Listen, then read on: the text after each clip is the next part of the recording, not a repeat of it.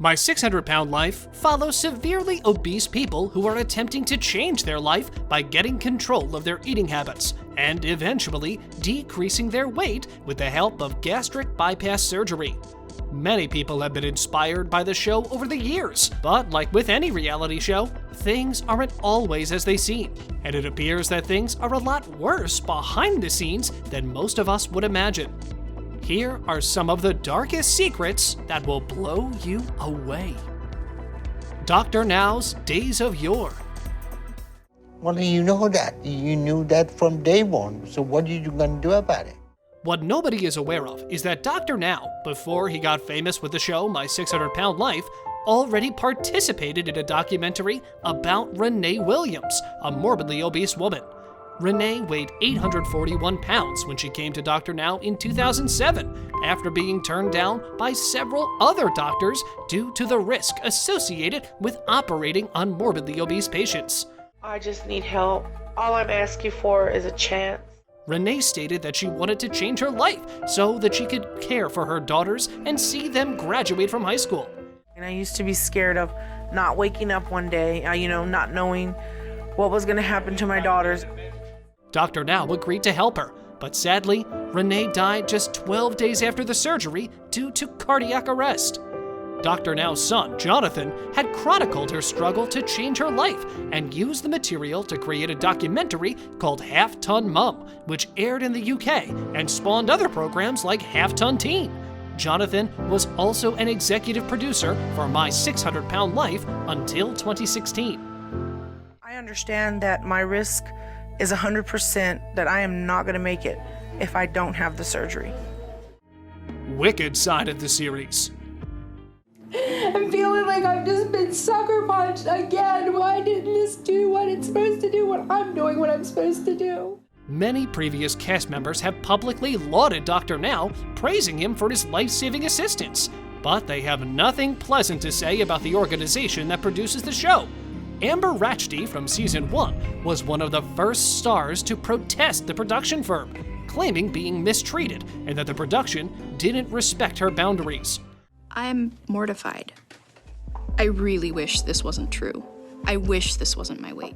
By late April 2020, 10 cast members of the show had sued Megalomedia for a variety of reasons. The first complaint was brought by the family of dead cast member James Bonner, who committed suicide in 2018. My new prosthetic finally came in because I've lost so much weight.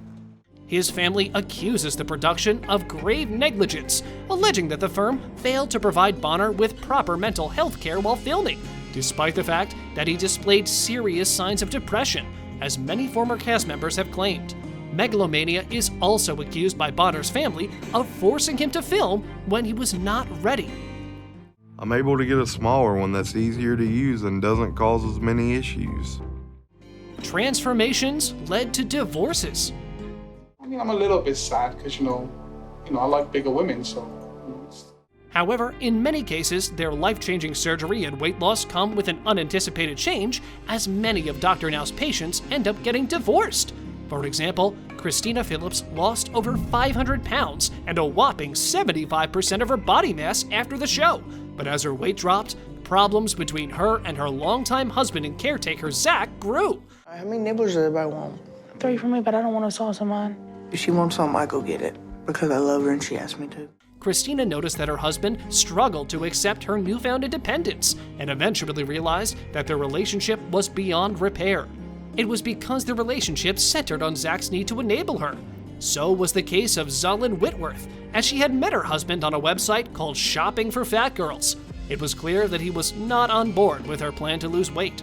In fact, shortly after her bypass surgery, he drove her straight to a fast food restaurant, but she soon realized that the only way to turn her life around and take care of her child would be to divorce her husband. While these are only 2 examples of several relationships that ended in shambles on the program or shortly after, bear in mind that splitting wasn't always a horrible thing in many cases, because many of the partners had been the patient's primary enabler for a long time and couldn't accept their new jobs as true partners rather than caretakers. James is not going to survive much longer, and since I've been working with you two, he has not lost any weight. Megalomedia and their jostling shooting. No one understands how hard it is to be over 600 pounds and missing a leg. As previously stated, James B. Bonner's family was the first to file a lawsuit against Megalomedia in January 2020, but 9 more cast members soon followed suit, as reported by Starcasm. Among those suing the producers is Season 7 star Gene Covey, who was the first person on the show to quit Dr. Now's program during filming. She claimed that the company forced her to continue filming despite her wishes to leave after her father died. The production company allegedly lied to her about financing medical expenditures totaling moreover $70,000 for her mother Barbara Fallow's hernia surgery. Similarly, according to Annette Whaley's lawsuit, she had to pay thousands of dollars in medical expenses despite the production company assuring her that they would be covered. With so many cast members suing the production business, there are a variety of reasons for their decisions. I'm miserable. When you're not just fat, but supersized. Psychological pressure. I bathe downstairs in the half bath, sitting on the toilet, maybe once a month. For example, Gina Crassley claimed that Megalomedia did not require a psychological evaluation or provide adequate mental health services during filming. She also said that the company failed to properly train employees regarding depression and inform them of the known risk of self-harm associated with the extreme weight loss diets that patients are required to follow. Former cast members David Bolton and Maja Radenovic, on the other side, said that the production company was more concerned with the show's numbers than with the mental health of the patients. Season 4's Dottie Perkins claimed that Megalomedia lied about her weight and accused them of editing her episode in a way that made it look like she was gaining weight while she was actually losing it. When you're my size, it hurts like hell every day to get up and do what I have to do. Nicole Lewis sued them for fraud, alleging that they promised to cover her skin removal operation and expenditures, but never did, and then refused to react when she inquired about the payments. Every day when I get up, I feel like I'm dying because it's very hard for me to breathe. With so many former cast members claiming the same thing, something is clearly amiss behind the scenes of my 600-pound life. Next level manipulation.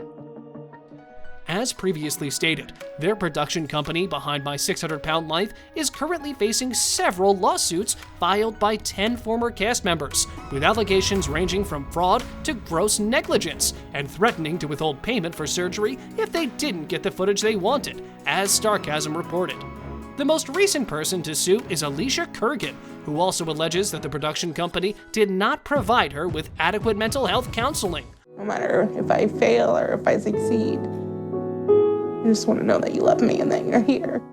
According to Starcasm, a judge allowed the cast members' plea to merge most of the suits in May 2020, making it considerably more difficult for Megalomedia to get out of this mess. If you want to take on a firm as large and strong as Megalomedia, the first thing you need to do is get a good lawyer, which is exactly what the former cast members of the show did. So, representing them in a case against Megalomedia is none other than high-profile and prominent attorney Tony Busby, a Texas lawyer who told Starcasm that the consolidated lawsuits are what he wants to leave this show with. He went on to say, "I've spent my career changing corporate practices, and I rarely lose. Doctors are supposed to be medical professionals. Now we're the biggest and we're the baddest and we're just floating around looking for something to eat. Focused on patient welfare, not ratings instigators." Instead of focusing on patient welfare, the medical staff and producers of the show are instead focused on ratings. Busby acknowledges that the show is immensely popular, but claims that this is due to a complete lack of follow-up. The way cast members are treated, the show causes havoc on those who appear. The attorney stated sarcastically that he intends to have the show canceled unless drastic changes are made. Considering that he's won the majority of the cases in his career, the future does not look good for My 600-Pound Life at the moment. Brash around pandemic. When the COVID outbreak became a serious worry in the spring of last year, they were instructed to slow down their shooting of the show. People were encouraged to practice social distancing, and individuals with compromised immune systems were recommended to stay at home for their own safety. whereas My 600-Pound Life, according to The Hollywood Insider, continues to film until March 26, 2020. Disregarding the CDC's instructions is particularly concerning and irresponsible because many of the show's subjects have health conditions that may not have felt comfortable being filmed. Crew members only continued working out of fear of losing their jobs, despite being extremely concerned about the shooting. Megalomedia finally told The Hollywood Reporter that they had halted filming and had allegedly been conforming with the government restrictions in the latter week of March, and none of us want to be the person who provides it to the cast member. The production company was quoted as saying, "Our primary focus is always the health and safety of Megalomedia show participants and personnel." They further said, "Now more than ever, the health and safety of media show participants and employees is always our top priority." The allegations against the company only serve to further tarnish their already tarnished image, with production being halted until the health crisis was resolved. The show's survival appears to be in danger at the moment. That's all for today's viewer, with dark secrets that My 600-Pound Life show hides from you from My 600-Pound Life. Thanks for watching, and if you liked the video, leave a comment below and hit the like button. Last but not least, don't forget to hit the bell icon and subscribe to our channel for our latest videos.